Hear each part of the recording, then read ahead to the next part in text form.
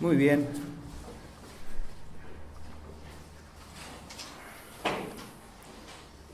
La clase pasada abordamos la problemática de la relación entre la masonería y la religión.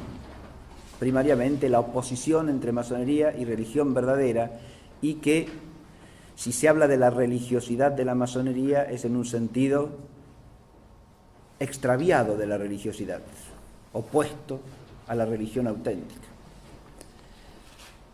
Hoy nos toca abordar la relación entre Iglesia y masonería. Y hay 3 puntos que vamos a tratar a lo largo de la clase. El primero, la doctrina de la Iglesia sobre la masonería. Segundo, la disciplina de la Iglesia en torno a la masonería, con lo cual aludimos principalmente a la disciplina canónica, es decir, al derecho canónico. Y en tercer lugar, la historia de la relación entre Iglesia y masonería. Porque, habida cuenta que la masonería está cumpliendo 300 años institucionalmente, obviamente que en esos 300 años hay una historia, ¿no? Hay una historia de relación entre Iglesia y masonería. Y empecemos por la doctrina, porque por allí corresponde empezar en rigor. Y lo primero que tenemos que decir es que la Iglesia ha abordado la temática de la masonería desde los orígenes mismos de esta institución. Y hay una continuidad del magisterio de la Iglesia respecto a la masonería.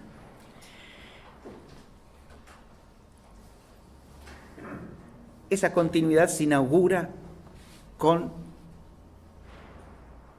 la constitución in eminenti del Papa Clemente XII, cuya efigie ven ustedes allí en una medalla, ¿no?, acuñada durante su pontificado, y su blasón está a la derecha de esa medalla. De la medalla se ve tanto el anverso como el reverso, ¿sí? Y en el anverso está la efigie, el perfil del Papa Clemente, Lorenzo Corsini.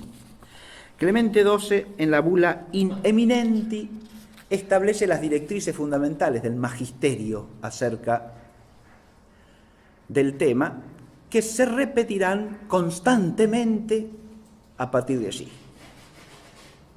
¿Cuáles son estas directrices? Primero que nada, la masonería es doctrinalmente incompatible con la fe católica. Las doctrinas que circulan en la masonería y que le dan su espíritu y que la fundan son incompatibles con la fe católica. Esta afirmación fundamental va a quedar profundizada por el magisterio posterior y tiene su centro de gravedad en la constitución Dei Filius del Concilio Vaticano I, que al establecer dogmáticamente, con definiciones dogmáticas acompañadas de los anatemas correspondientes, la relación auténtica entre la fe y la razón, condena el naturalismo, el racionalismo, el indiferentismo religioso. Estoy hablando de un documento del máximo valor doctrinal, porque se trata de una constitución dogmática con definiciones y anatemas. Cuando uno quiere saber si hay una definición dogmática o no, tiene que atender el tenor del documento, el lenguaje con que habla, las características que presenta. Una definición dogmática implica una fórmula precisa, definitoria de la verdad que se quiere proponer a los fieles, presentada como tal, como una verdad que se debe creer. Y esto en ejercicio del más alto grado de autoridad, que es la autoridad definitoria. Y lo otro que manifiesta que es una definición dogmática es que esta fórmula de definición va acompañada, como dije, de los anatemas correspondientes, es decir, las fórmulas en las cuales se condena el error que se opone a la verdad definida y se excluye de la comunión de la fe de la Iglesia al que lo profese. Las constituciones del Concilio Vaticano II contienen las últimas definiciones dogmáticas del magisterio de la Iglesia, salvo por la bula del Papa Pío XII que define el misterio de la asunción de la Santísima Virgen en cuerpo y alma en la gloria del cielo. ¿Sí? Son los últimos documentos definitorios que existen en el magisterio de la Iglesia. ¿Sí? Por eso conviene repasarlos siempre, conocerlos, porque aún desde este punto de vista revisten una centralidad en los últimos tiempos, ¿verdad? En los últimos 3 siglos. Del siglo XVIII, XIX y XX, las definiciones dogmáticas más relevantes y más importantes están contenidas en esos documentos que acabo de mencionar del Concilio Vaticano I. Ya mencioné una de las constituciones, que es la Dei Filius, que es la que compete a nuestro tema directamente, aunque la otra, la Pastor Eternus, también, porque en la Pastor Eternus se define la infalibilidad del Romano Pontífice cuando define ex cátedra una verdad de fe.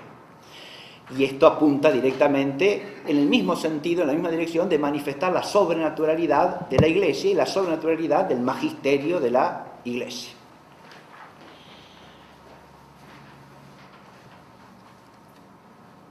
Lo que estoy diciendo es que, desde el punto de vista doctrinal, las afirmaciones ideológicas fundamentales que dan origen y que son el nervio ideológico de la masonería en los últimos 300 años, son doctrinas incompatibles con la fe de la Iglesia. Esto lo dice ya Clemente XII, lo repite Benedicto XIV en la Carta Providas, lo repite Pío VII en la Ecclesiam, lo repite León XII en otra constitución apostólica que es Quo Graviora, dedicada también a la masonería. Todos estos documentos posteriores al de Clemente no hacen más que confirmar lo que establece Clemente, por eso me detuve en ese documento de entrada. Pero ya dije una sola cosa de las que tenía que decir fundamentales. Primero, que es la oposición doctrinal. Segunda cosa que establece el documento de Clemente: la masonería desde el punto de vista moral es incompatible con el cristianismo. Es decir, la condena también moralmente por diversas consideraciones que después se van a ir ampliando en los documentos posteriores, hasta llegar a la Humanum Genus de León XIII, que es la encíclica más extensa en la materia y el último documento de esa envergadura sobre el tema. León XIII es el otro pontífice que ven ustedes allí en imagen, ¿no? Está en la imagen de León XIII en los medallones que representan a los papas en la Basílica de San Pablo Extramuros, ¿no? Y a la izquierda está su blasón también. Las consideraciones fundamentales sobre la inmoralidad esencial de la masonería hacen a su carácter secreto u oculto, es decir, al ser una asociación que se esconde.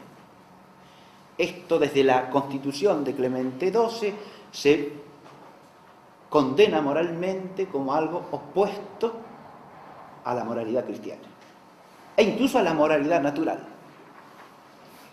Lo de la moralidad natural lo declara un documento, Benedicto XIV insiste en eso, porque no es conforme a una asociación civil cualquiera el ocultarse de la autoridad pública, sea la civil, sea la eclesiástica.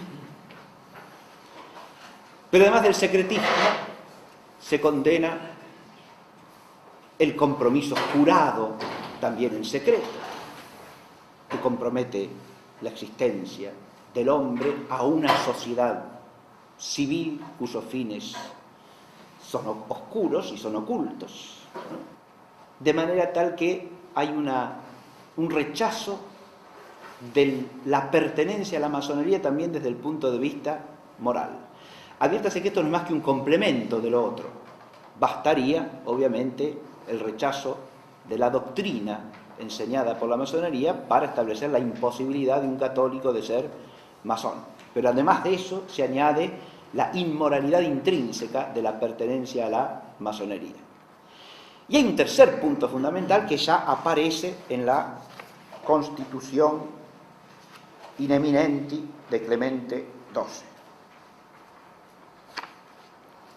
Y ese tercer punto es lo que tienen ustedes como número 1 de la disciplina canónica, en la parte segunda de la conferencia, ¿no? O sea, la excomunión.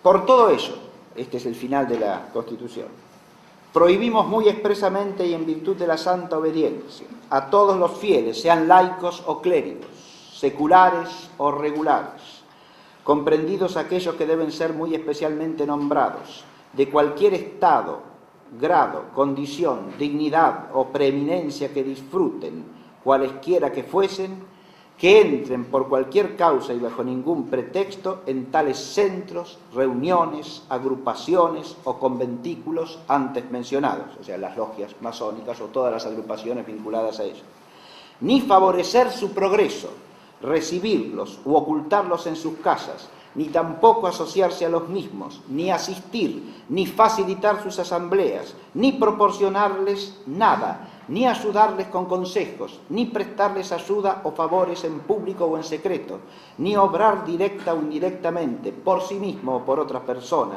ni exhortar, solicitar, inducir, ni comprometerse con nadie para hacerse adoptar en estas sociedades, asistir a ellas, ni prestarles ninguna clase de ayuda o fomentarlas. Les ordenamos, por el contrario, abstenerse completamente de estas asociaciones o asambleas bajo la pena de excomunión, en la que incurrirán por el solo hecho y sin otra declaración los contraventores que hemos mencionado, de cuya excomunión no podrán ser absueltos más que por nos o por el soberano pontífice entonces reinante, como no sea in articulo mortis.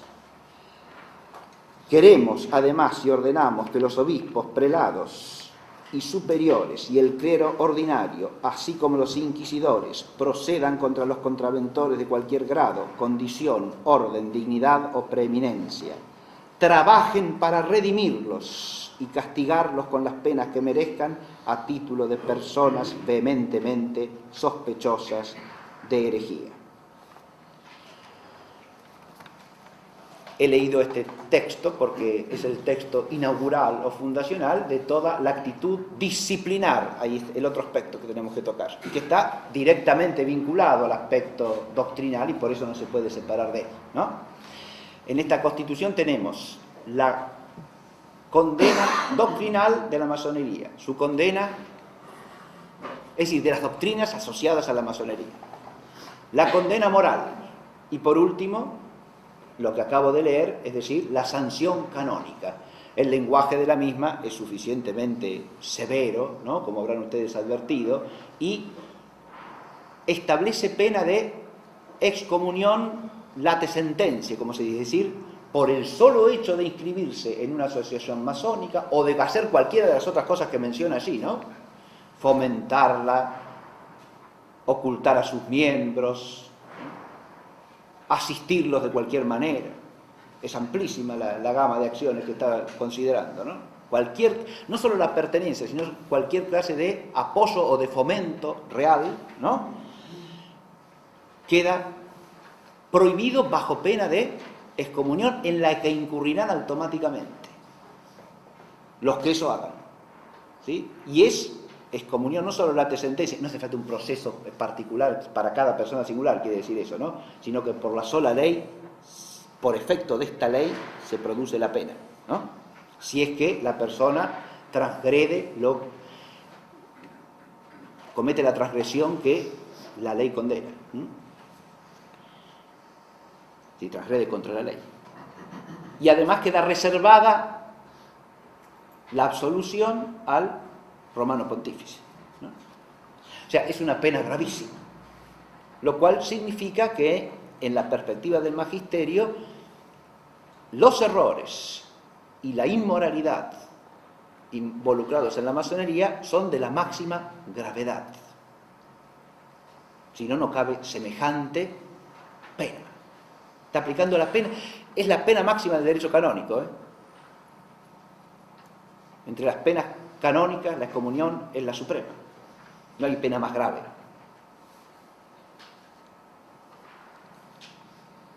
Profesor, Sí. una consulta. ¿Esa pena cómo se lleva a cabo? ¿Cómo se toma la decisión de dar curso a ese castigo. Le insisto en lo siguiente, es ya desde el comienzo, y eso lo va a refrendar el código, ya lo voy a decir un poco más adelante, eso lo refrendará la letra del código del año 1917. La excomunión es late sentencia, eso quiere decir que en ipso facto, con el solo hecho de que la persona haya dado su nombre a una asociación masónica, queda excomulgado. ¿Está claro? Es decir, opera por la ley la pena. Le pregunto porque en el año 96 el Papa Juan Pablo II hizo un documento en donde dice que... Bueno, ahí ya está hablando de otra, ya voy a ir a eso. Ese canon que yo le acabo de mencionar es del Código de 1917, no del Código de 1963. Ya vamos a establecer la diferencia, ¿sí? En un momentito.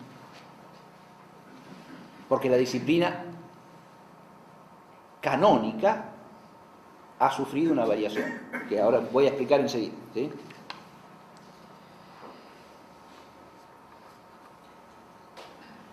Es importante advertir que desde el punto de vista doctrinal, lo que entra en juego acá es un magisterio dogmático.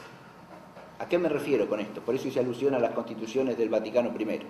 Los errores fundamentales de la ideología masónica son errores contrarios a la fe de la Iglesia, no a algo que es opinable, que es un parecer, no, sino a la fe dogmáticamente definida. Se oponen a verdades de la fe. Esto es lo que hay que entender primariamente. Esta oposición no es algo que pueda variar.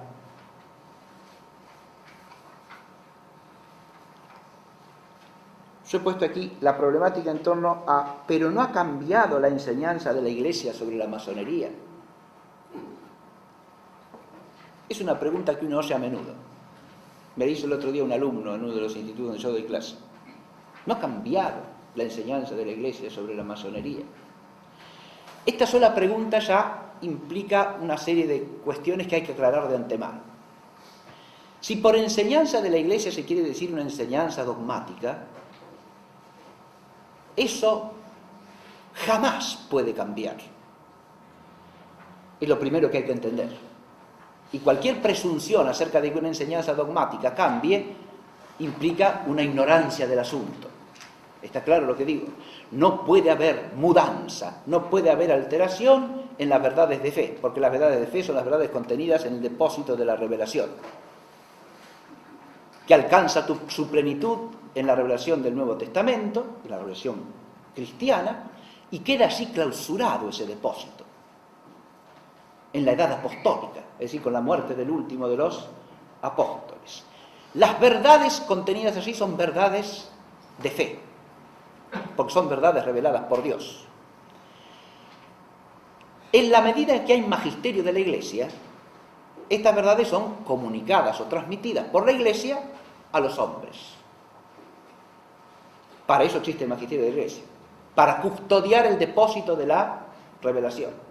El magisterio de la Iglesia, como siempre lo he expresado, desde los orígenes, no existe para inventar doctrinas nuevas, sino para transmitir el depósito de la divina revelación que le ha sido confiado. Ese depósito es inmutable en sí mismo y las verdades de ese depósito son igualmente inmutables. De manera que si algo es objeto de una enseñanza magisterial, nunca puede ser mudado, nunca puede ser cambiado. Como decía ya San Vicente de Lerén, se podrá profundizar la intelección del misterio, pero siempre en el mismo sentido y según la misma sentencia, ¿sí? No cambiando de contenido, sino entendiendo más profundamente o más precisamente lo mismo que se ha entendido siempre. Eso es lo que cabe, no otra cosa. Aclaremos también que la explicitación del carácter dogmático de una verdad no es lo que la hace verdad. Cuando se define una verdad como verdad dogmática, no es que a partir de sí pasa a ser verdad. Esa verdad fue siempre contenido del depósito de la revelación y fue siempre creída. Se la explicita como tal, con autoridad magisterial suprema, para oponerse a algún error que circula en el tiempo y para destacar que esa verdad es necesaria para profesar la fe de la Iglesia Católica, ¿no? En la medida en que el rechazo de las doctrinas asociadas a la masonería y que circulan en la masonería y a las cuales sirve la masonería, en la medida en que, digo, esas doctrinas se oponen al magisterio de la Iglesia, tenemos una oposición que es inmutable, incambiable, inmodificable, ilevantable, porque entra en juego el magisterio de la Iglesia. Otra cosa sería si no se tratase de algo propiamente magisterial,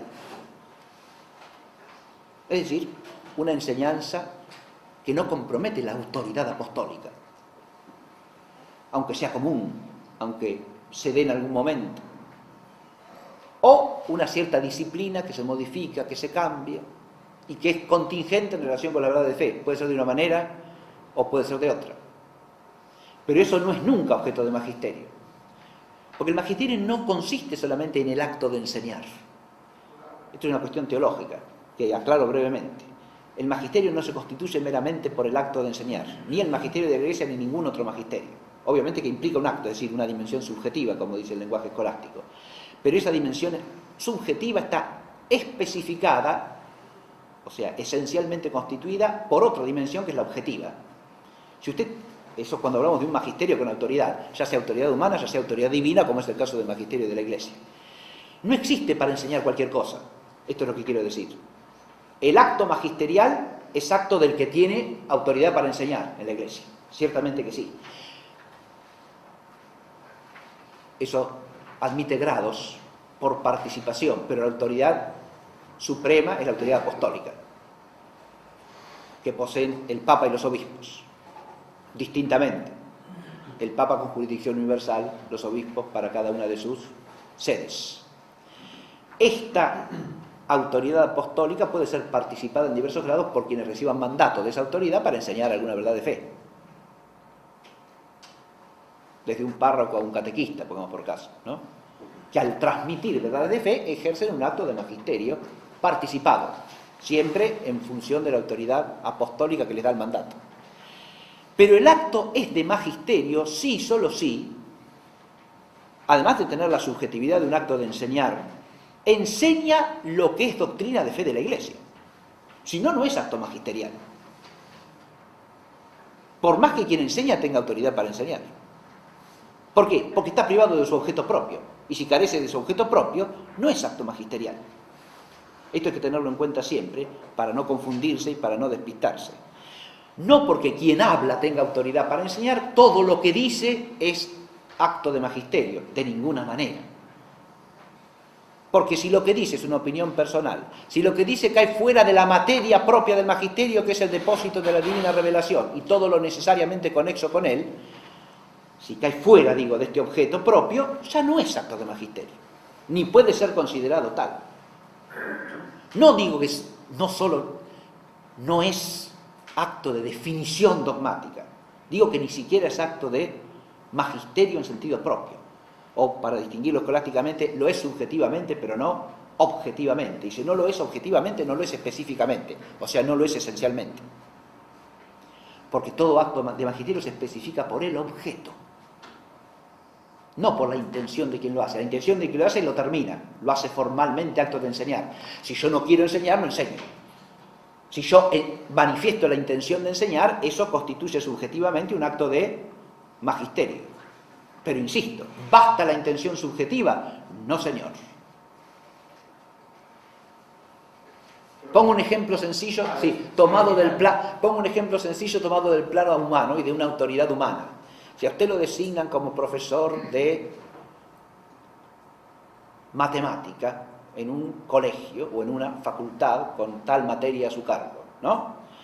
Usted es investido de una autoridad para enseñar de orden académico, ¿no? De orden humano también, no es autoridad ni infalible, ni divina, nada de eso. Es autoridad humana, autoridad académica, bien. Pero usted está allí designado para ejercer esa autoridad, ¿qué quiere decir? Para enseñar matemática, o la materia de la facultad que le hayan encargado, ¿está claro?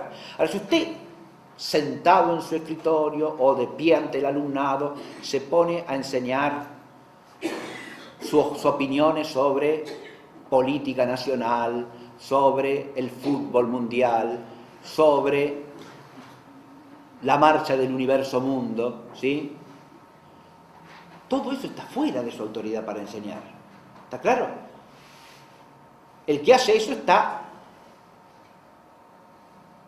primero que nada, hablando fuera del ejercicio de su magisterio. ¿Está claro lo que digo? No está ejerciendo su magisterio de profesor de matemática.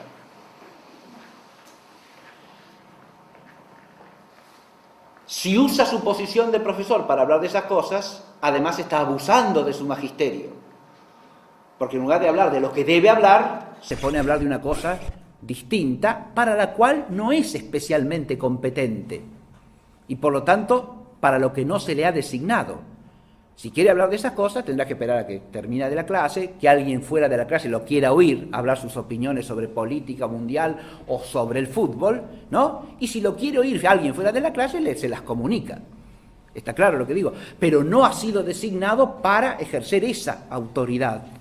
Esa autoridad, ¿no? El ejercicio de una autoridad para enseñar algo implica que uno enseña eso, no otra cosa.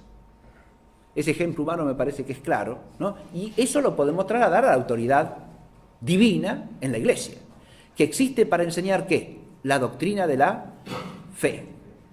Entonces, cuando al hablar quien enseña o quien tiene autoridad para enseñar comunica la doctrina de la fe, ejerce un acto de magisterio en sentido propio. Ahora, si habla de cualquier otra cosa, el acto magisterial está impedido por falta de objeto. Aunque haya intención de enseñar, pero estará enseñando humanamente, en todo caso. O estará transmitiendo una mera opinión personal acerca de algo, también. Pero eso no se puede considerar nunca acto de magisterio. Hago esta aclaración, ¿por qué? Porque detrás de esta pregunta, pero no ha cambiado la enseñanza de la Iglesia sobre masonería, hay dos despistes posibles. El primero, la idea de que la doctrina de la fe de la Iglesia puede cambiar. Y el segundo, el de haber oído quizá a alguien con autoridad para enseñar que ha hablado en un sentido contrario o en un sentido distinto.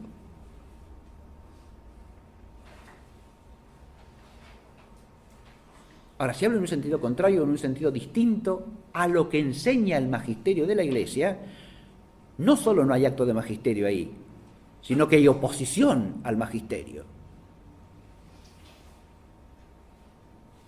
Porque el magisterio se constituye, insisto, objetivamente y no por la mera subjetividad de quien habla o de quien ejerce el acto de enseñar. Ahora paso a la disciplina canónica. Esto ya lo he introducido con la Constitución de Clemente XII, pero vamos a profundizarlo un poquitito.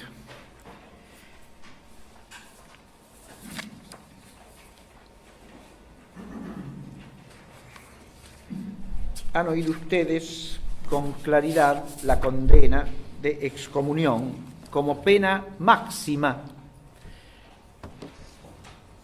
establecida ya por Clemente XII y por sus sucesores a lo largo de todo el siglo XIX.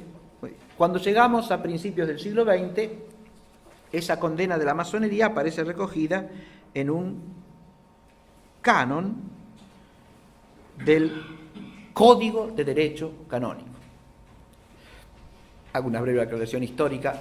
El Código de Derecho Canónico es el primer código de formato moderno, o sea, lo que se llaman códigos a partir de la legislación napoleónica en adelante, ¿no? Que existe en el derecho canónico. Antes de eso existían leyes, por supuesto. Existían colecciones de leyes diversas, de diversas épocas, ¿no? Pero el cuerpo del derecho canónico estaba constituido por por una biblioteca, por un conjunto de documentos que se habían ido acumulando a lo largo acumulando a lo largo de los siglos, además de los principios articuladores del derecho canónico y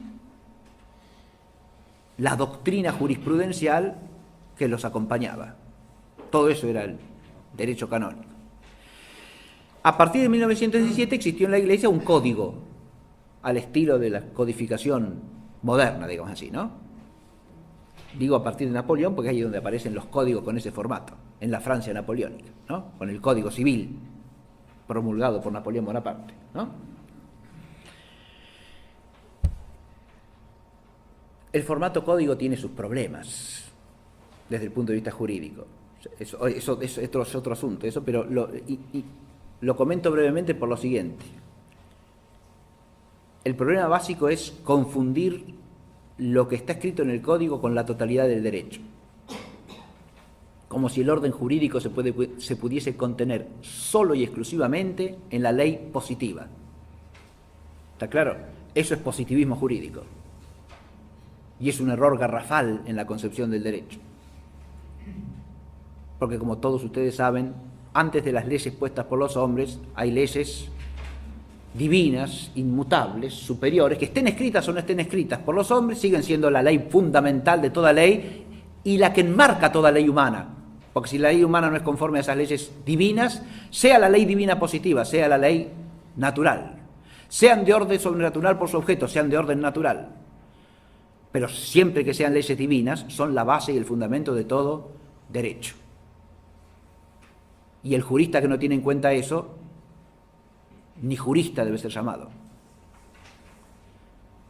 Porque la ley humana es ley subalterna, es ley subordinada, es ley especificativa, es ley completiva, en el sentido de especificar la ley divina, pero no puede ser algo independiente, ni mucho menos algo opuesto a esa ley, porque entonces deja de ser ley, deja de obligar en conciencia, por eso no es ley.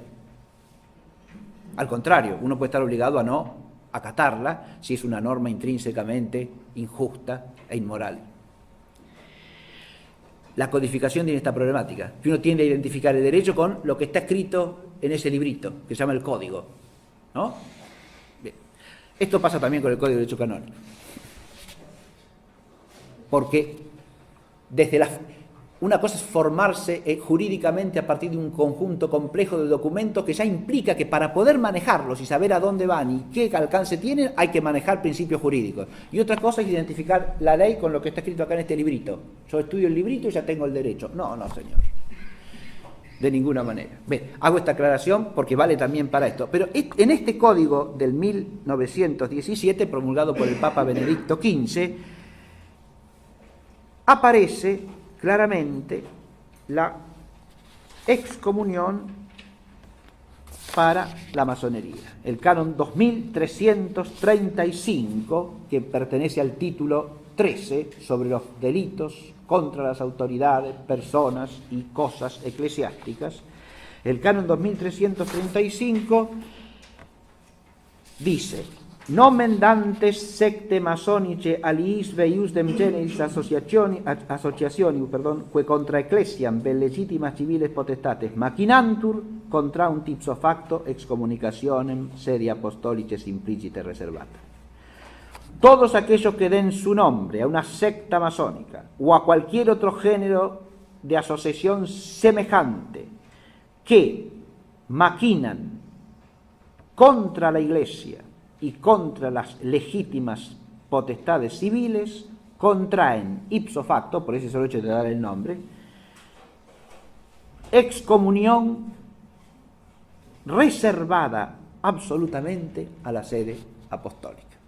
De modo tal que el canon recoge la esencia o la sustancia jurídica de la pena que se había establecido el Papa Clemente XII y que estaba vigente en el derecho canónico a partir de allí, ¿no? A partir de la Constitución Apostólica del año 1738 de Clemente XII. El Código no hace más que recoger eso y expresarlo en el lenguaje jurídico propio del Código. Esto estuvo vigente hasta el año 1983, en que fue promulgado un nuevo Código de Derecho Canónico. El Código de Derecho Canónico de 1983 dice así: qui nomen dat consociationi, que contra ecclesiam machinatur, justa pena puniatur, qui autem eius modi consociationem promovet vel moderatur, interdicto puniatur. Quien da su nombre a una asociación que maquina contra la Iglesia, sea punido con justa pena.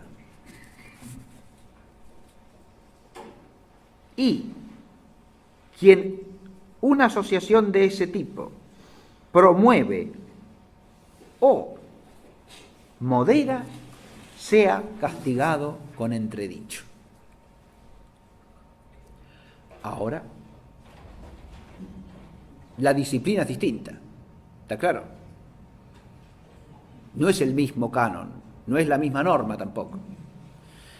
Una primera cosa que salta a la vista es que no se menciona explícitamente a la masonería. De ahí el surgimiento de toda una serie de dudas, de dificultades,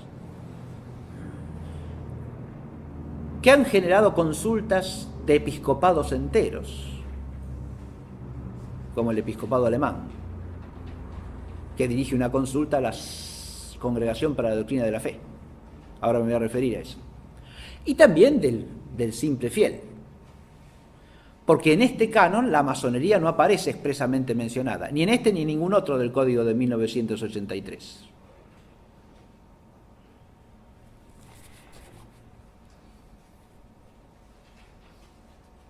El lenguaje conserva, sin embargo, una continuidad porque se habla del dar el nombre a una asociación que maquina contra la Iglesia. Si uno considera la continuidad de la tradición jurídica, esto remite al canon anterior, ¿no?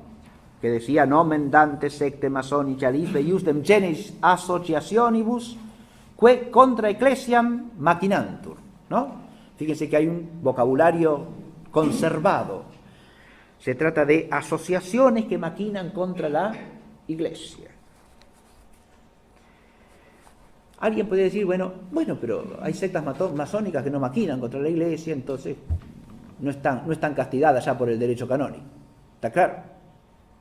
Ese tipo de comentarios han surgido después de esta modificación de la disciplina. Tampoco aparece explícita la excomunión acá.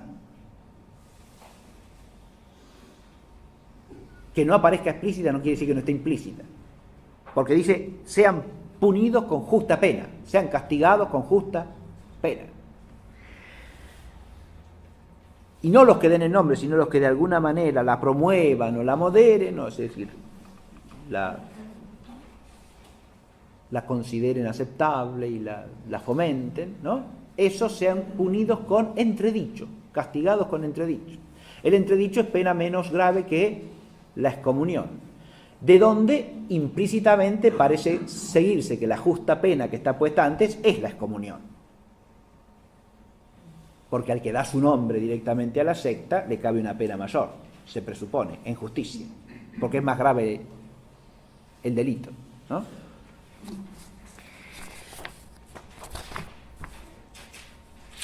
Para ser breve, uno se pregunta, bueno, esas dudas que pueden surgir han sido objeto de alguna aclaración, y sí,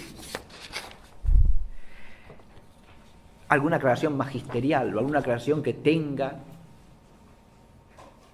detrás de sí el peso de la autoridad. Y existe esa aclaración. Se trata de la declaración sobre la masonería dada en Roma el 26 de noviembre de 1983 por la Sagrada Congregación para la Doctrina de la Fe. Declaración sobre la masonería. La voy a leer completa porque es breve y vale la pena. Se ha presentado la pregunta de si ha cambiado el juicio de la Iglesia respecto de la masonería, ya que en el nuevo Código de Derecho Canónico no está mencionada expresamente como lo estaba en el código anterior. O sea, el problema que yo acabo de plantear es el problema que responde este documento, ¿no? Esta Sagrada Congregación puede responder que dicha circunstancia es debida a un criterio de redacción, seguido también en el caso de otras asociaciones que tampoco han sido mencionadas por estar comprendidas en categorías más amplias. O sea, no es que no esté mencionada para excluirla de la condena, no está mencionada, dice, y asume la autoridad de la congregación para definirlo o para explicarlo, por un criterio de redacción del código que la considera incluida en una categoría más amplia, lo mismo que pasa con otras asociaciones que tampoco se nombran en otros cánones porque se las considera incluidas en una categoría más amplia. Si está incluida en una categoría más amplia, quiere decir que según este documento, la masonería forma parte de esas asociaciones que maquinan contra la Iglesia. En esa categoría más amplia está incluida la masonería y cualquier otra que haga lo mismo, sea la masonería o no. Por tanto, no ha cambiado el juicio negativo de la Iglesia respecto de las asociaciones masónicas, porque sus principios siempre han sido considerados inconciliables con la doctrina de la Iglesia. En consecuencia, la afiliación a las mismas sigue prohibida por la Iglesia. Los fieles que pertenezcan a asociaciones masónicas se hallan en estado de pecado grave y no pueden acercarse a la Santa Comunión. No entra en la competencia de las autoridades eclesiásticas locales pronunciarse sobre la naturaleza de las asociaciones masónicas con un juicio que implique derogación de cuanto se ha establecido más arriba, según el sentido de la declaración de esta Sagrada Congregación del 17 de febrero de 1981. Este es un documento anterior. 2 años antes de este, hay otro documento de la Congregación para la Doctrina de la Fe, cuyo prefecto era entonces Franjo Schepper,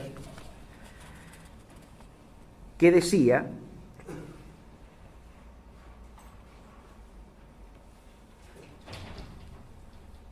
lo que dicha carta se refiere a la interpretación que se ha de dar al canon en cuestión debe ser entendido, según la intención de la Congregación, solo como una llamada a los principios generales de la interpretación de las leyes penales para la resolución de los casos de cada una de las personas que pueden estar sometidas al juicio de los ordinarios.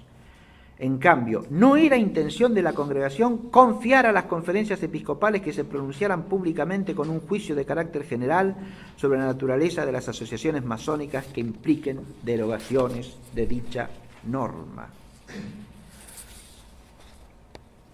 Y agrega: al considerar los casos particulares se debe tener en cuenta que la ley penal está sometida a interpretación estricta. Por ello, se puede enseñar y aplicar con seguridad la opinión de aquellos autores que consideran que el canon 2335 se refiere solo a aquellos católicos que se inscriben en asociaciones que realmente maquinan contra la Iglesia. En cualquier caso, permanece la prohibición para los clérigos, religiosos y miembros de los institutos seculares de inscribirse en cualquier tipo de sociedad masónica.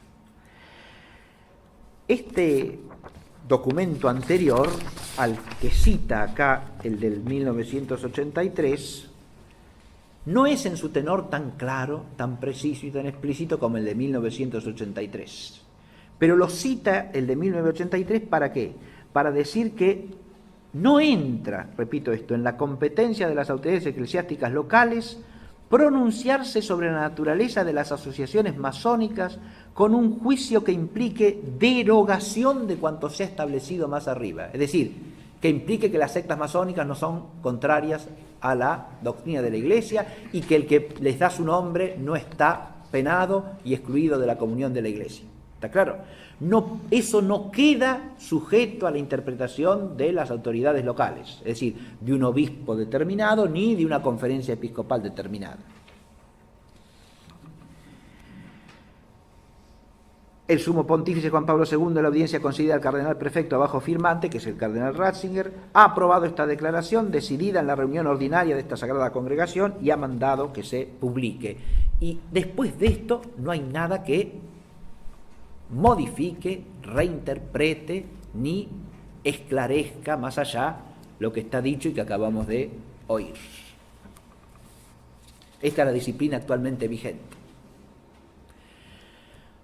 Podríamos decir que, según este documento interpretativo de la Sagrada Congregación, la disciplina conserva su tenor fundamental. Se advierte. Se podría hablar quizá de una disciplina menos rigurosa, porque la pena de excomunión no está expresamente mencionada, pero la menciona el documento interpretativo. Y no solo la menciona, sino que agrega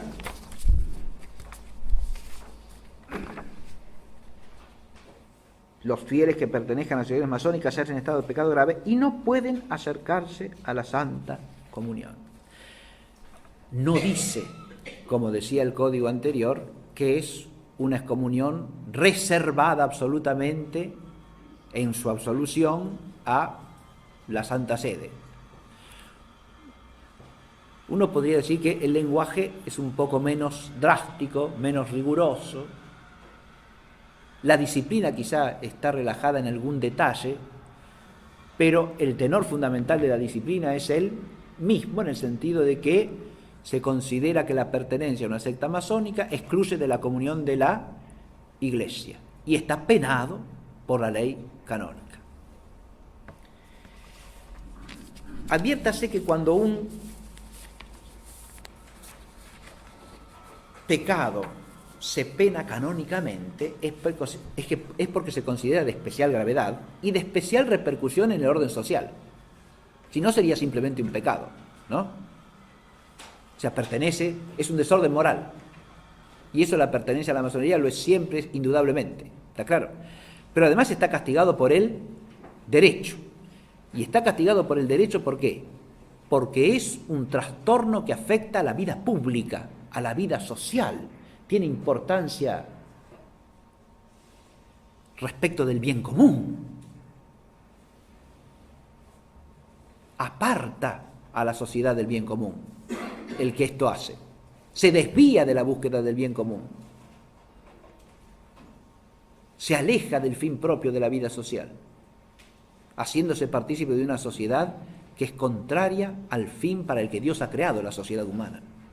Y por eso esa pertenencia es penada por el derecho. Hago una aclaración. Esta disciplina canónica,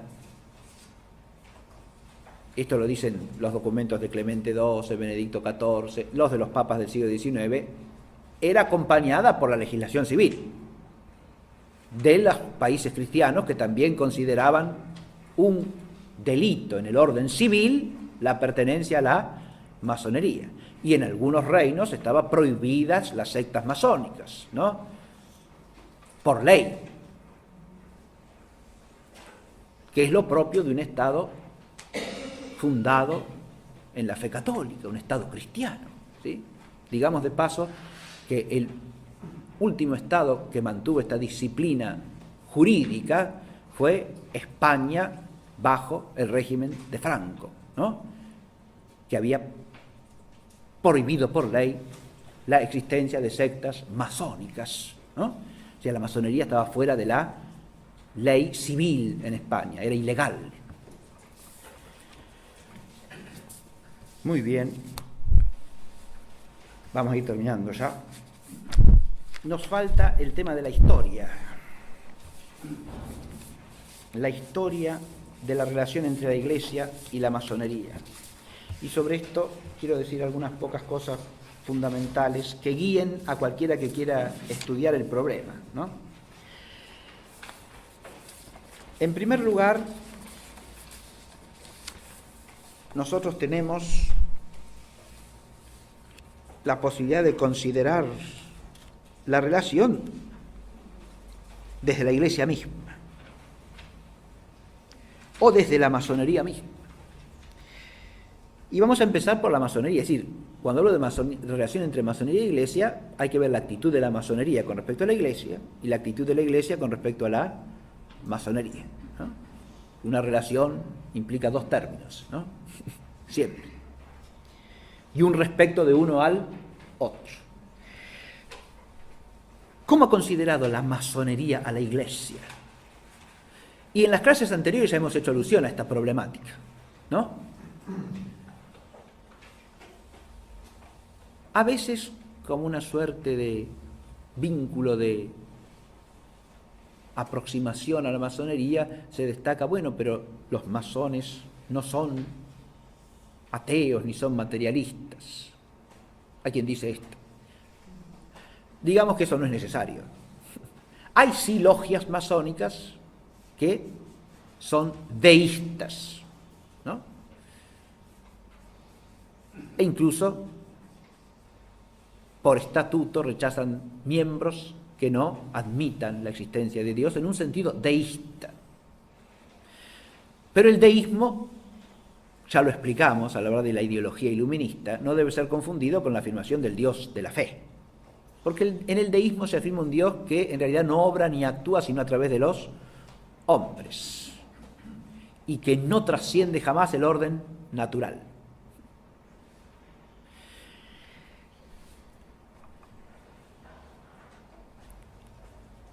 También es cierto que la masonería ha tenido buenas relaciones con algunas denominaciones religiosas.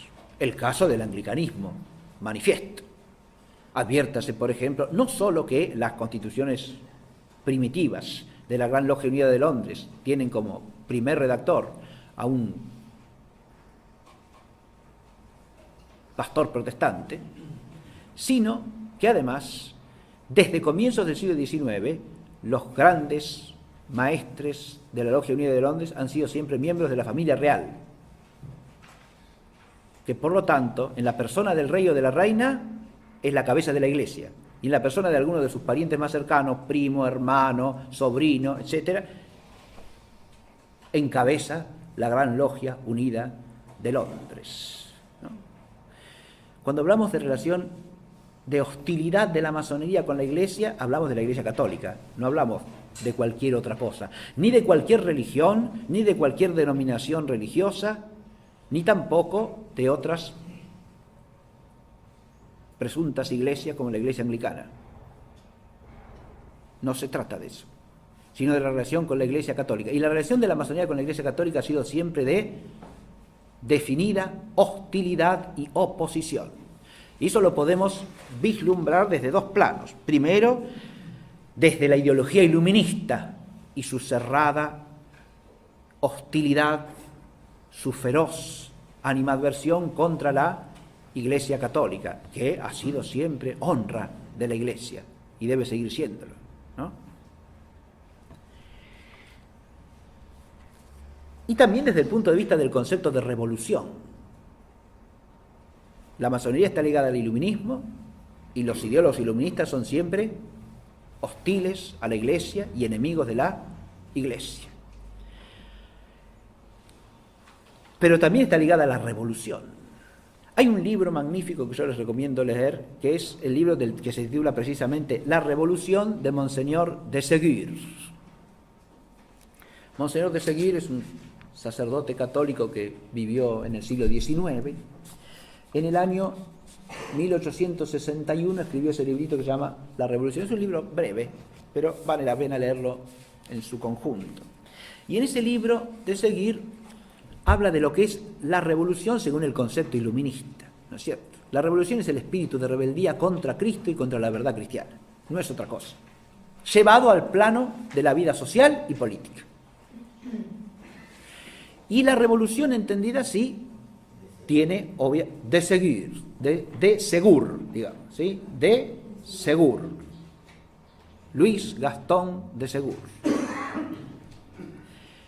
Es el autor al que me estoy refiriendo. Bien, en este librito que se llama La Revolución, da un concepto, una definición de revolución de gran profundidad teológica y filosófica, pero al mismo tiempo muestra cómo la masonería existe. Él tiene otro libro sobre que se llama Los francmasones, ¿sí? Que también es muy bueno. En este libro sobre la revolución indica cómo la masonería no ha hecho más que promover y en gran medida dirigir todos los procesos revolucionarios del siglo XVIII y XIX. Pero que su objetivo fundamental no es un trastorno político, sino que a través de todas esas revoluciones va contra la Iglesia. Es decir, el objetivo final es la Iglesia Católica. Todas esas revoluciones son para despojar a la Iglesia de su presencia en la vida social, para suprimir el orden social cristiano, el orden político cristiano y últimamente a la Iglesia misma. Esta es la perspectiva histórica que traza el libro, que les recomiendo leer, porque muestra cómo, y eso si uno estudia los hechos concretos, tanto de no hablemos de la Revolución Inglesa, que ya es en la base anticatólica, desde el cisma del siglo y de la herejía del siglo XVI, ¿no? Pero también la Revolución Francesa, ya desde sus comienzos, es una revolución que trata de apropiarse de la Iglesia como una institución del Estado, al modo protestante, Constitución Civil del Clero, y que a partir de ahí empezará a perseguir sistemáticamente a la Iglesia católica, ¿no? Procurando el exterminio de la Iglesia auténticamente fiel, ¿no?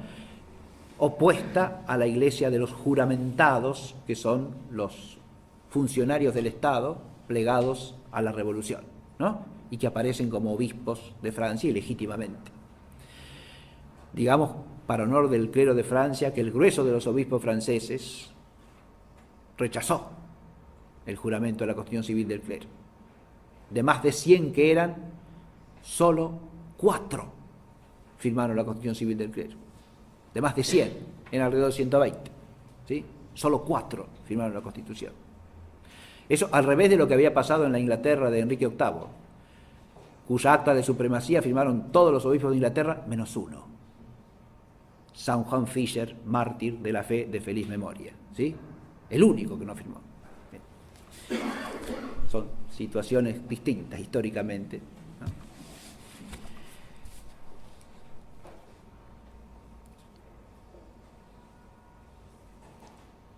Pero lo que ha variado a lo largo del tiempo, y esto sí es un hecho histórico importante, son las estrategias que ha seguido la masonería en su confrontación con la Iglesia. No entender que la masonería vaya siempre contra la Iglesia, no entender la esencia de la masonería. Es tomarla con una superficialidad absoluta. Alguno puede decir, bueno, pero podemos cooperar en... Sí, se puede cooperar en actividades del plano meramente humano. Hay que ver hasta qué punto eso es moralmente lícito, porque la mera coincidencia material en un objetivo inmediato no significa la coincidencia formal. Y eso desde el punto de vista moral es muy relevante. Porque yo puedo coincidir, salvo en una situación de urgencia en la que se impone la acción, ¿sí?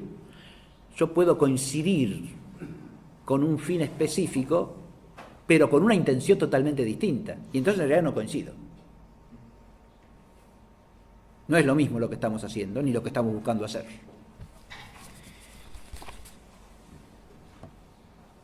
La primera estrategia fue la confrontación liseyana, ciertamente.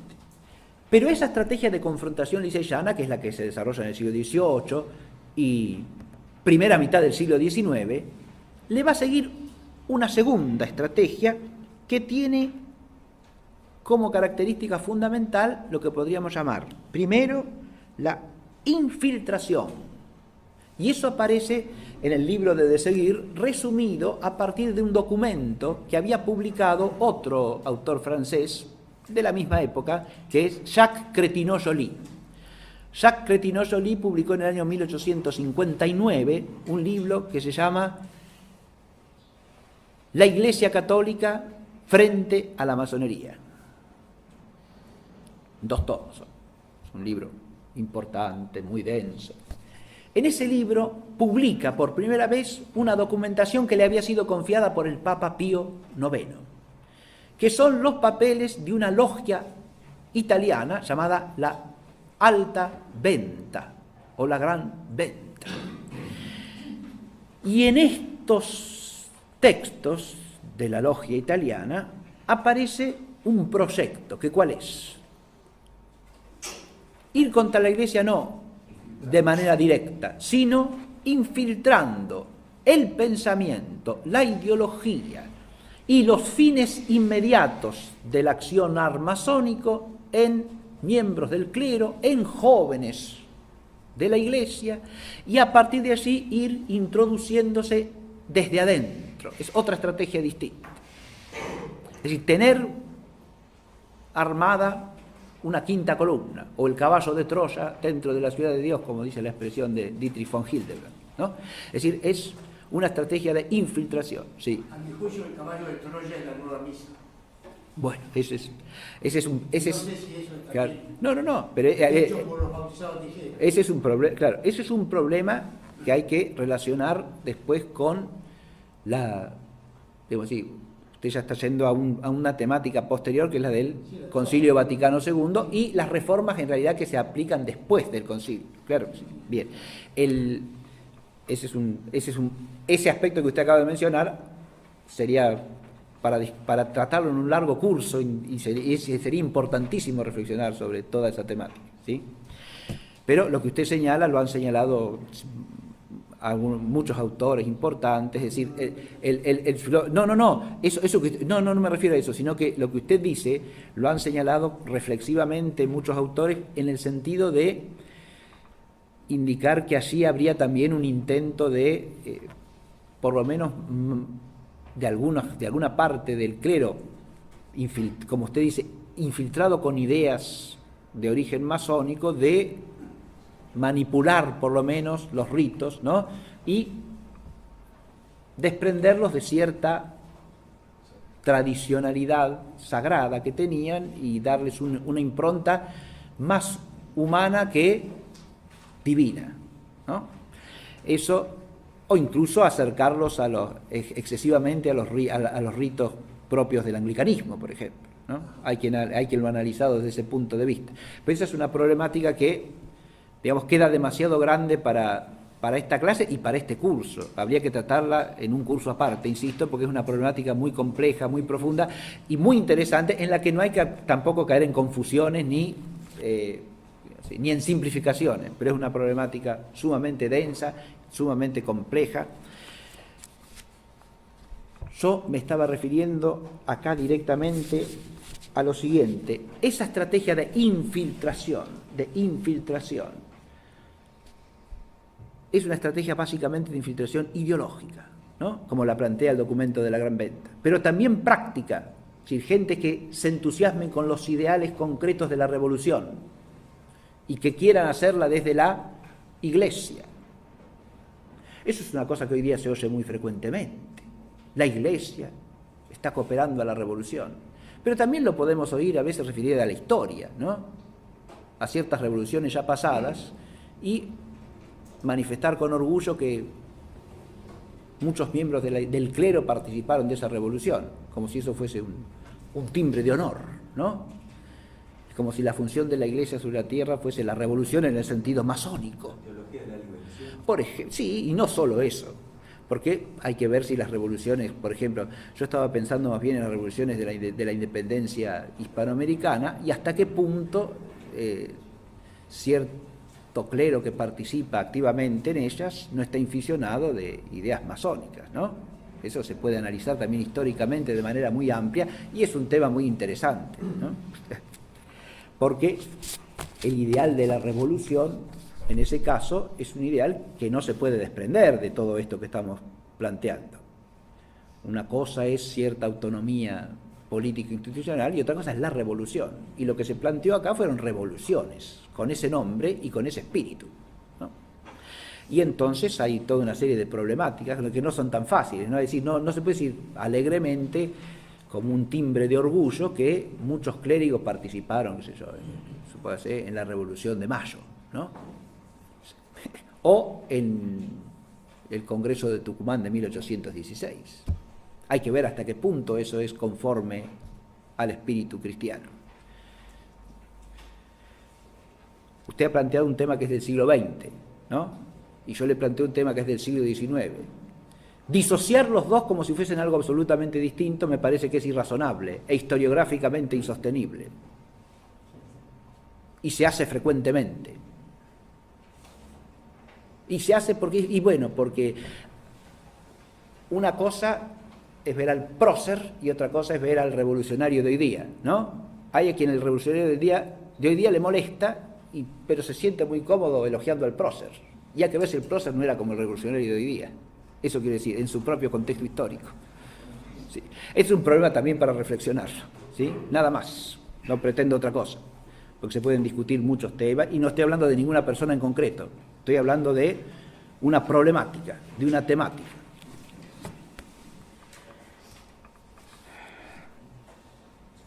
Confrontación, infiltración. Otra estrategia es acercamiento y cooperación.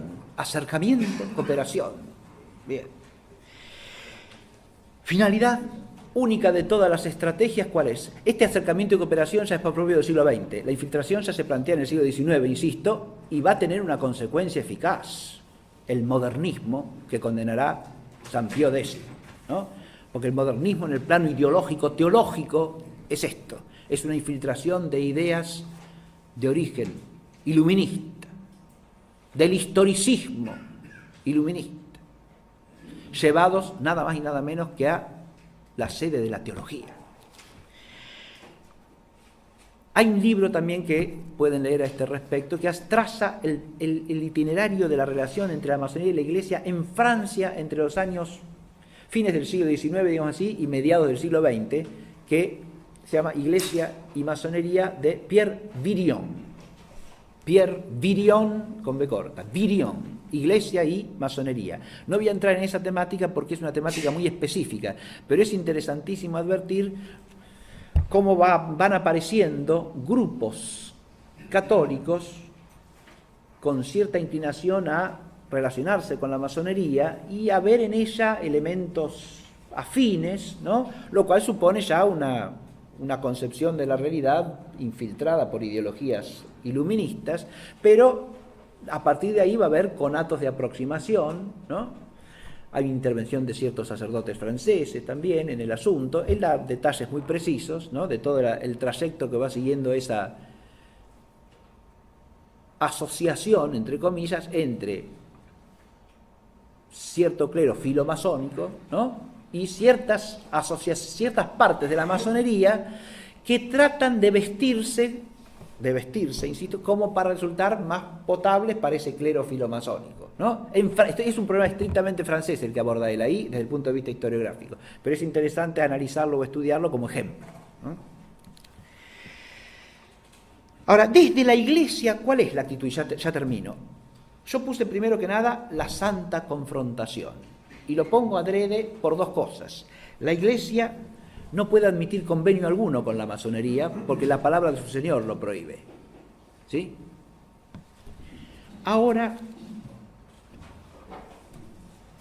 lo de santa lo quiero ejemplificar con dos grandes santos del siglo XX. Los tienen allí. Uno es el Padre Pío de Pietrelcina y el otro es Maximiliano Kolbe. Dos grandes santos franciscanos del siglo XX. Esa actitud de la santa confrontación existió vigorosamente, activamente, fervorosamente en ambos como santos que eran. Maximiliano Kolbe estaba en Roma estudiando teología en el año 1917, ahí lo tienen jovencito ya, a Kolbe, ¿no? Kolbe, que ustedes saben, murió durante la Segunda Guerra Mundial en un campo de concentración, ofreciendo en realidad su vida para ocupar el lugar de un padre de familia que había sido condenado a ser fusilado o colgado, no sé. Y él se pone en su lugar, ¿no?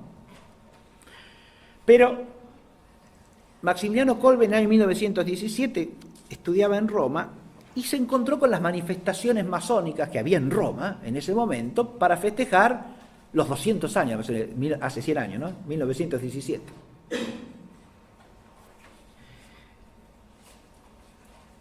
Y se encontró con manifestaciones que gritaban toda clase de barbaridades contra el Papa, contra el Vaticano. Entre eso, la lindeza que voy a leer a continuación. Satán reinará en el Vaticano y el Papa formará parte de su guardia suiza. Eso cantaban los masones por la calle de Roma en 1917. ¿Qué es lo que hace Kolbe? Kolbe se plantea el problema que plantea esto. Él se plantea, ¿por qué los católicos no actuamos frente a esto? Simplemente nos quedamos pasivamente. Y él lo que va a organizar a partir de ese año 1917 es lo que llamó la Milicia de la Inmaculada, ¿no? Una de las grandes fundaciones del padre Kolbe, la Milicia de la Inmaculada. Y el objetivo, en los estatutos que él mismo redactó en esa época, siendo muy joven, ¿no? Era un jovencito, un fraile joven. El objetivo es así: ser solícitos en la conversión de los pecadores, herejes, cismáticos, etc., y en particular de los masones, y que todos sean santos bajo la protección y mediación de la Virgen Inmaculada. Y entre los medios que pone para los miembros de la milicia, dice así, el primero: siempre que sea posible, rezar al menos una vez al día la invocación «Oh María sin pecado concebida, rogad por nosotros que recurrimos a vos, y por cuantos a vos no recurren, en especial los masones, y por aquellos que te son encomendados». Una hermosa oración que les queda propuesta a ustedes también, ¿sí? A nosotros, a todos. Siempre que sea posible, rezar al menos una vez al día la invocación «Oh María sin pecado concebida, rogad por nosotros que recurrimos a vos, y por cuantos a vos no recurren, en especial los masones, y por aquellos que te son encomendados». Él acude a la Inmaculada como cabeza de esta milicia, como la que aplasta la cabeza de la serpiente, ¿verdad? La Inmaculada. Las reflexiones teológicas de Kolbe sobre la Inmaculada son de una profundidad extraordinaria, desde el punto de vista teológico, sistemático. Kolbe desarrolla toda una doctrina acerca de María como la Inmaculada Concepción. Él parte del nombre que le da María a Santa Bernardita: yo soy la Inmaculada Concepción, ¿no? Yo soy la Inmaculada Concepción. Y entonces él hace una profundización teológica de esa expresión, identificando a María como Inmaculada Concepción, ¿no? Es una cosa extraordinaria que se puede leer en los textos del padre Kolbe, pero que quiero hacer también una alusión a la otra figura, que es el padre Pío, ¿no? El padre Pío de Pietrelcina, otro santazo del siglo XX. Hay una carta del padre Pío que es de su juventud también, del 19 de marzo de 1913, fiesta de San José, ¿no? Ya había recibido los estigmas el padre Pío. Y dice así: en la mañana del viernes me encontraba todavía en el lecho cuando se me apareció Jesús. Se hallaba de mala traza y desfigurado, y me mostró una gran multitud de sacerdotes religiosos y seculares, entre los cuales se hallaban varios dignatarios de la Iglesia. De todos ellos, unos estaban celebrando la Santa Misa, otros iban a celebrarla y otros más ya lo habían hecho. La contemplación de Jesús así angustiado me causó mucha pena, por lo que quise preguntarle el motivo de tanto sufrimiento. No tuve ninguna respuesta.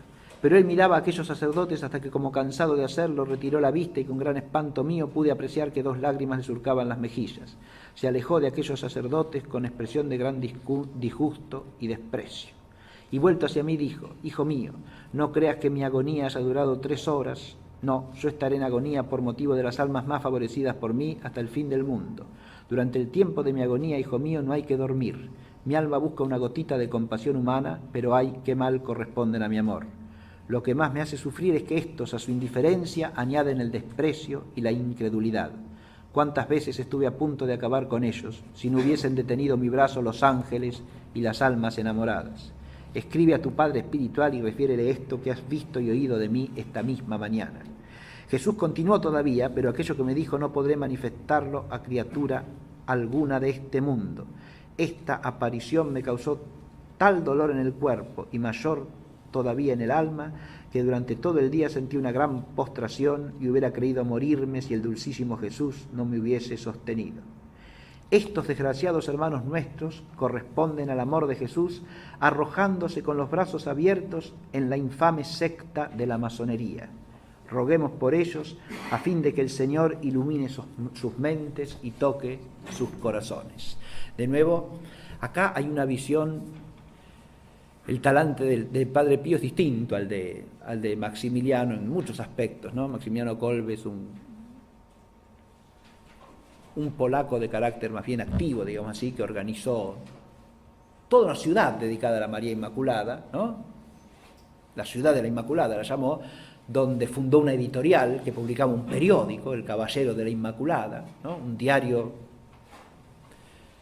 fuertemente y vigorosamente combatido contra los errores del siglo XX y en particular los errores iluministas y masónicos, ¿no? El Padre Pío es un hombre asociado a la cruz de Cristo de una manera impresionante, ¿no? Y acá en esta visión que tiene, es una visión dolorosa, ¿no? Terrible. Pero la he leído acá, la carta, porque termina hablando de hermanos nuestros, cristianos, que se entregan con los brazos abiertos a la infame secta de la masonería, ¿no? Esto está asociado a ese sufrimiento de Cristo relacionado con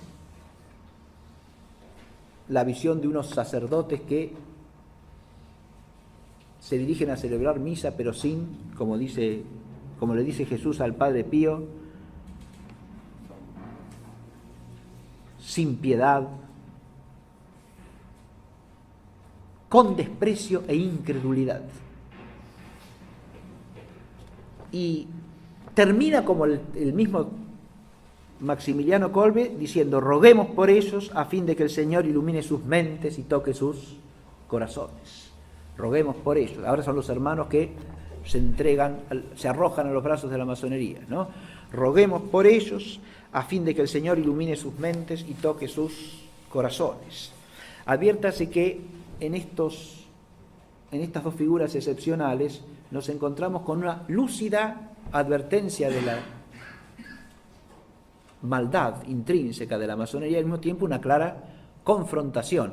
Al Padre Pío también se le atribuye otra cosa, que es históricamente cierta, y es haberle encomendado al Padre Vila que se dedicase al estudio de la masonería y en particular al estudio de la infiltración de la masonería en la Iglesia italiana, ¿sí? A lo que dedicó el Padre Vila muchas décadas, ¿no? Murió hace relativamente poco. Yo quería terminar con una breve reflexión sobre esta imagen, porque ese peligro de la infiltración masónica nos acecha constantemente a todos, ¿no? Porque hay un avance permanente, ¿no? En esta globalización, en este mundo manejado por los grandes medios de comunicación masiva, por las grandes instituciones internacionales que a su vez están en asociación con la masonería. Bien. Esta es una imagen emblemática de una cosa terrible de hoy día. Esto es de hace... Hoy es 28, 27, 28, ¿no? 27. Esto es del 24 de mayo, ¿sí? De esta semana. No sé si alcanzan a leer, pero eso es obviamente la fachada de San Pedro del Vaticano, ¿no? Y sobre la cúpula de San Pedro se ha proyectado un letrero, eso lo proyectó Greenpeace. Dice: el planeta Tierra primero, o la Tierra primero. Es un lema típico de Greenpeace, ¿no?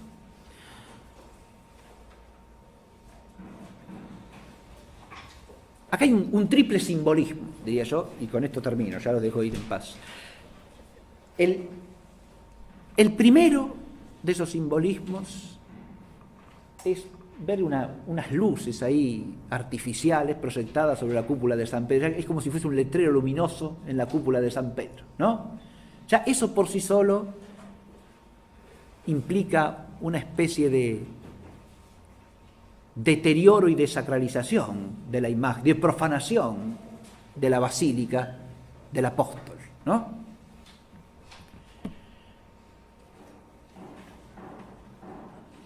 En segunda instancia, ese letrero proyectado con luces sobre la cúpula está en inglés. Bueno, sí, es el idioma más difundido hoy día, lógico, si quieren que se lo lea todo el mundo. Sí, pero es un mensaje en inglés puesto sobre la cúpula de San Pedro. En el siglo XVIII se construyó en Londres la Catedral de San Pablo, ¿no? La Catedral Anglicana de Londres, con la específica finalidad arquitectónica de hacer un monumento que fuese tan majestuoso como la Basílica de San Pedro, ¿no? Ahora, el simbolismo de las letras en inglés sobre la Basílica de San Pedro, yo hice alusión hace un rato, ¿no?, a la vinculación de Inglaterra con el origen de la masonería y a la conexión entre la realeza inglesa, la iglesia anglicana y la masonería. Eso apareció ya en la primera clase de este curso, cuando veíamos la ceremonia oficial de celebración de los 300 años de la Logia Unida de Inglaterra, hecha en la Catedral de Canterbury.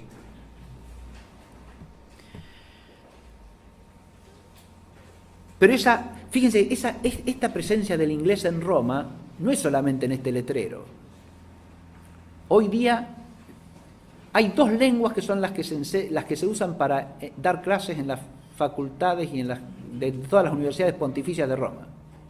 Una es el italiano y la otra el inglés, no ya el latín.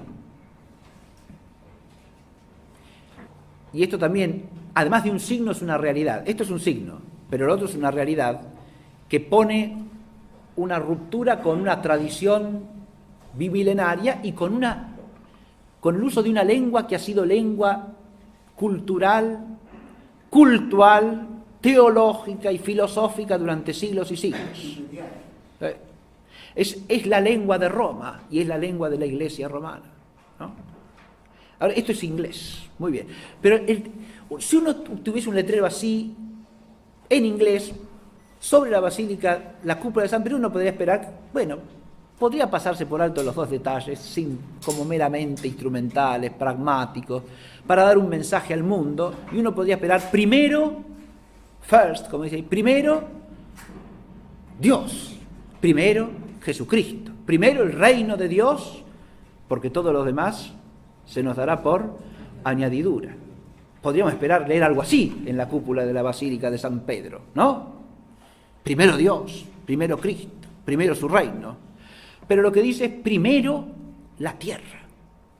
Y ahí es donde aparece una clara vinculación con la ideología masónica, porque primero la tierra es un mensaje inmanentista, naturalista, con sabor a panteísmo. Es un mensaje de exaltación de lo inmanente, ¿no? De lo temporal, de lo secular, de la tierra, no del cielo. Y en ese sentido es una antítesis con la cúpula de San Pedro. Con San Pedro, con la fe de la Iglesia. Es el mundo que se sube a la cúpula de San Pedro y grita de ahí, primero la tierra.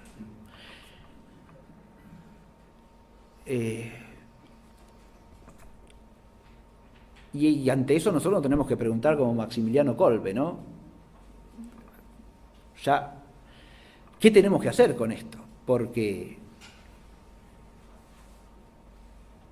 ¿cómo es que se...? ¿Por qué tanto silencio?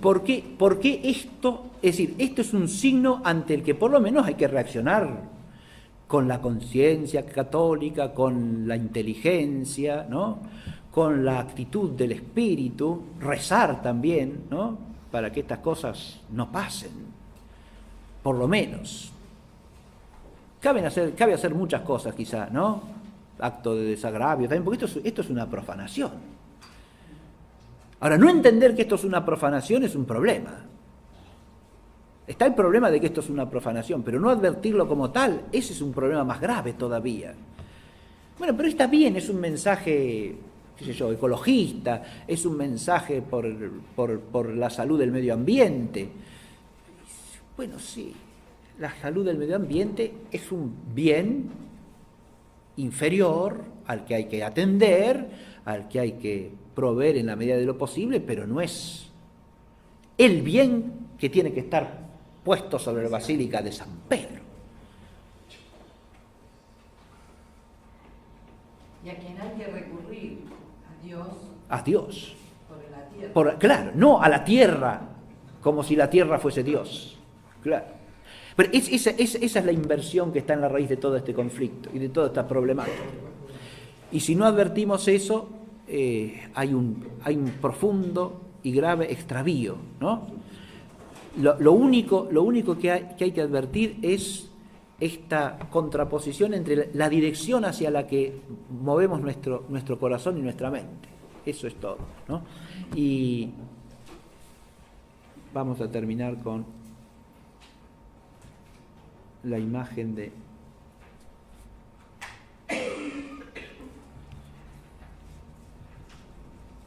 los dos santos estos, ¿no? Para que nos acompañen, ¿sí?, en nuestra oración, ¿no? Como decía esa bella expresión de Maximiliano y María Kolbe,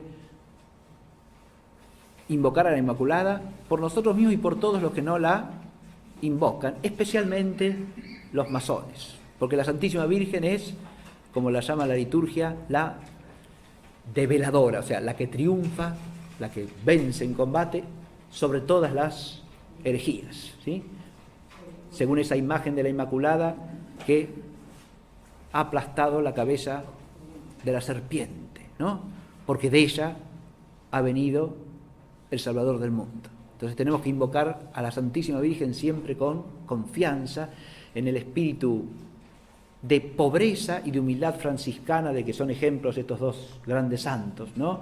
San Pío de Pietrelcina y San Maximiliano Kolbe, que cada uno a su manera dieron su vida entera por la Iglesia y por la salvación de los hombres en Cristo. Muchas gracias. Eso es todo.